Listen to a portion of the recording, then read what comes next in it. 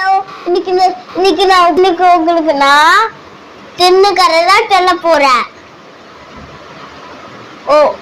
ஒரு ஊர்ல ஒரு தென்னு காக்கலாம்.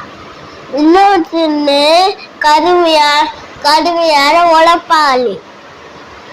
அப்புறமா இன்னொருத்தன் கடுமையா உழைக்கவே மாட்டா, படிக்க கூட மாட்டா, ஒண்ணுமே பண்ண மாட்டா. ஆனா அவன் ஒரு தென்னு நல்லா மூட்டையை தூக்கிட்டு போய் மூட்டைத்துல வச்சுட்டு நிறைய மூட்டை வச்சு வந்து அப்புறமா சின்ன அவனுக்கு வாழை செய்யறான். படிக்கிற பையன், சின்ன பையன். அப்புறமா பெரிய பையன் வேலை செய்யற நிறுத்திட்டு படிக்காம வேலை செய்யாம இருக்கா. ஆனா அது தென்னு மூணு தென்னு. அவங்க மூணு தென்னுல விடுத்த குபாய் யானைக்கு கல் வச்சுலாம் கொடுக்க மாட்டான், வெடி பழத்தான் கொடுப்பா அவனுக்கு. அண்ணா நடுவில் இருக்கிற பின்னாடி பையனுக்கு சுத்தமான யானைய பிடிக்காது.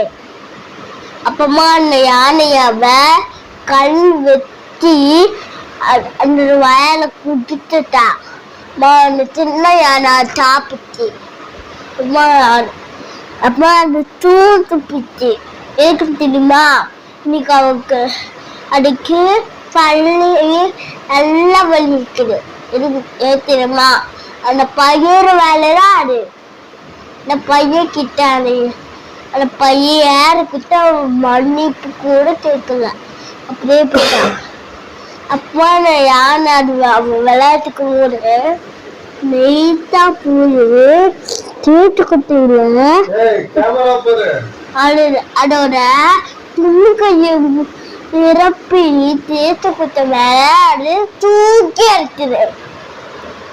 அப்புறமா அது நனைச்சி போடுச்சு.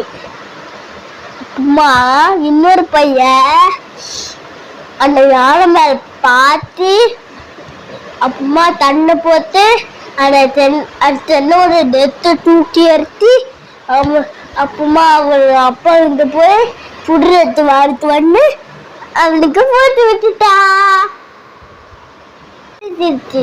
நாளைக்கு சொல்லலாம். Tata பாபே, see you.